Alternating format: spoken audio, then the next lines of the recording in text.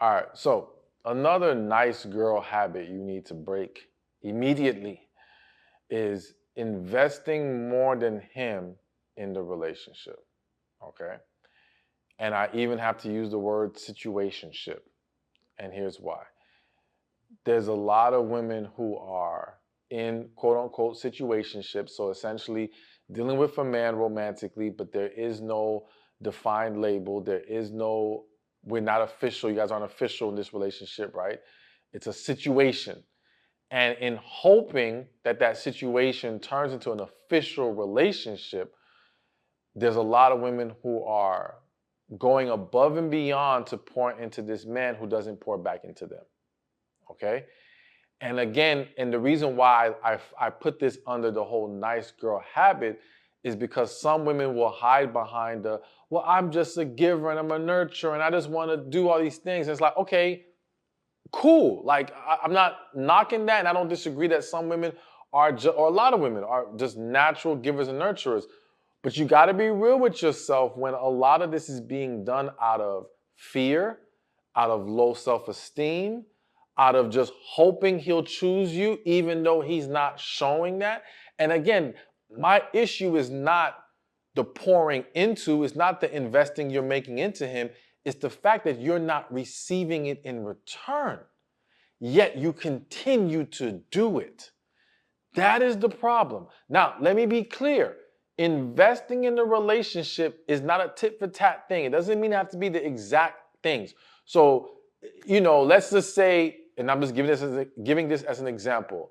Let's just say you are cooking for this man. You're doing all kinds of wifely stuff. You cooking, you clean, you're making sure he's good, making him a lunch, whatever. Okay? So I'm not expecting that he does those exact same things for you. But what the hell is the man doing for you? He's got to be doing something. He's got to be pouring back into you in some kind of way. I don't want this to sound funny. Is he helping with some bills? I mean, and listen, I'm only even suggesting that because again, if you're doing so much for him, what value is he presenting back in return? How is he pouring back into return? That's all. So it doesn't have to be a bill. That's just what came to my head first. But some of y'all like, nah, it needs to be a bill. But listen, something. There's got to be, an exchange. We got to be pouring back into each other. So the point here is when you're crossing that line, you've got to really ask yourself, why am I doing this? Why am I giving so much and not getting a return? And if you are comfortable with the giving, and that's a big thing. Like if you're generally comfortable with the giving, and one of the ways you can know if you're truly genuinely comfortable is ask yourself, if he does not make you his woman, will you feel cheated and used for what you poured into him? Let me say that again. If he does not make you his woman, will you feel cheated and used with all the things that you poured into him?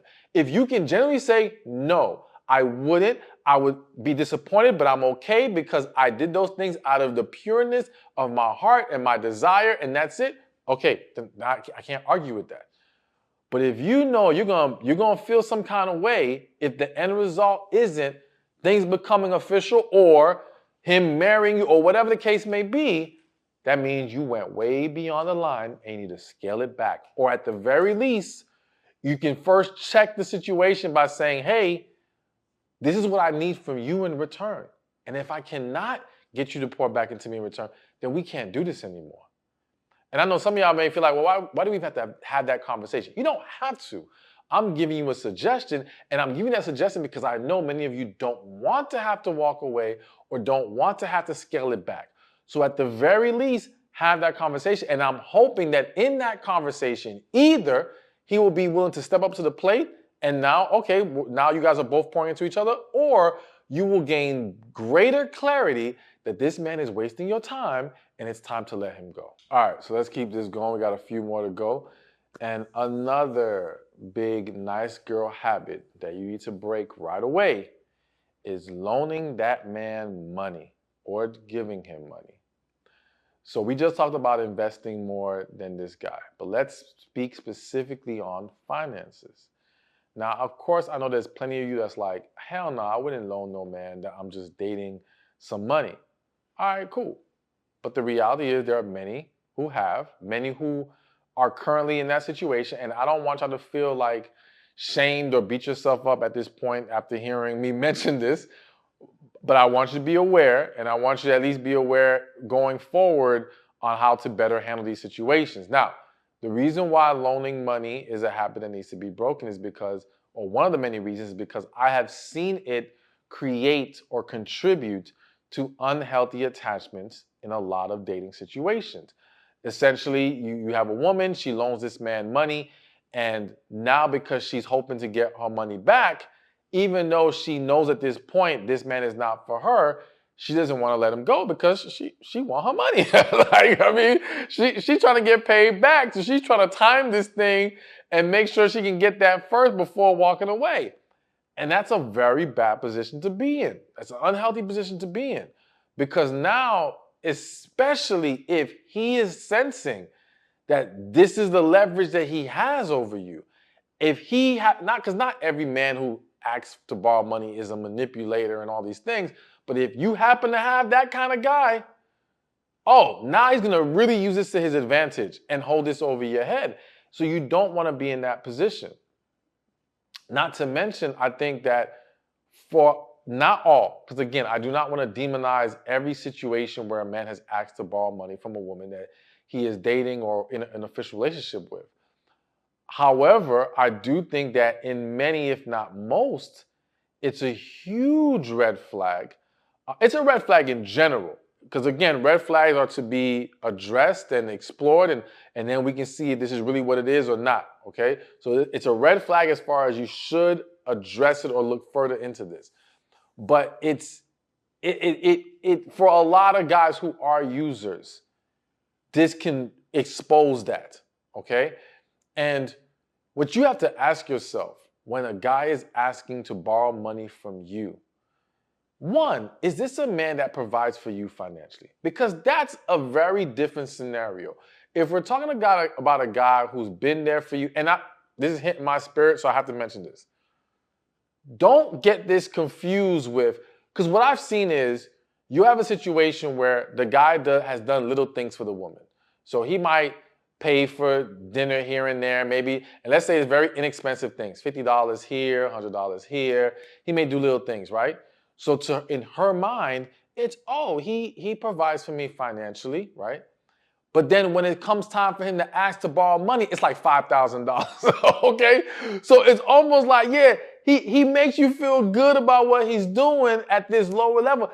For him, it's almost like, and I've seen this, where it's like he's setting the investment up. He's setting it up to say, okay, yeah, I'm going to make her feel like I take care of her. I have no problem spending some money on her, even though it's very lower or it's much lower amounts, because he knows he plans on asking for a much bigger amount, okay? So when I say, if this is a guy who's providing for you financially, we got to keep the bottom line is, if he has spent hundreds of dollars on you, then you shouldn't be loaning him thousands, all right? But if it's hundreds, all right, cool. I don't think that's a big problem. I don't think that's a big deal, okay?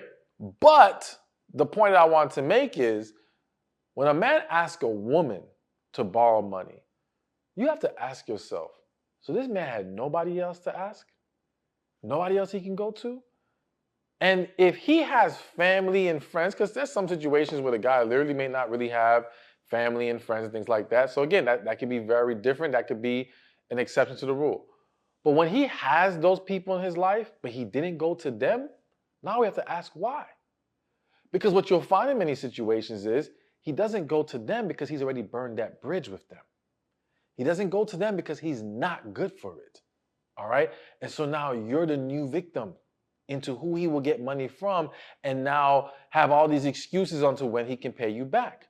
Which, I have to say this, if a man's going to ask you to borrow money and you're seriously contemplating and considering it, this might sound silly to some people, ask for that man's credit report.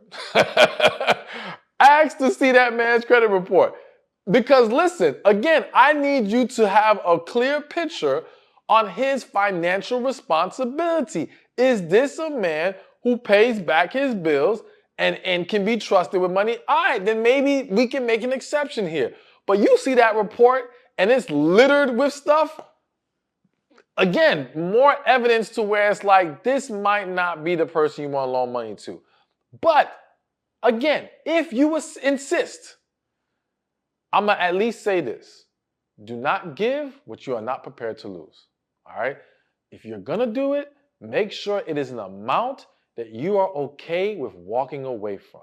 So if he can't pay you back, you're not going to be like the girl I mentioned in the beginning that is just waiting to get her money back. No. Whatever that amount is, different people, you know, for some people, $5,000 may not be it might be a drop in the bucket for some people. For someone else, that's their whole life savings. That's their whole bank account. So you got to be mindful of what you're comfortable with. But yes, if you only give what you're comfortable walking away from, outside of that loan the money stuff, I'm not a big fan of it. I'll tell you that much. Hey, thank you for watching this video. Be sure to check this one out right here, and I'll see you there. You know, I always say the issue isn't that you're too nice. It's that you're too afraid to say no. Or that for some other reason, you struggle to put your foot down, you struggle to not tolerate certain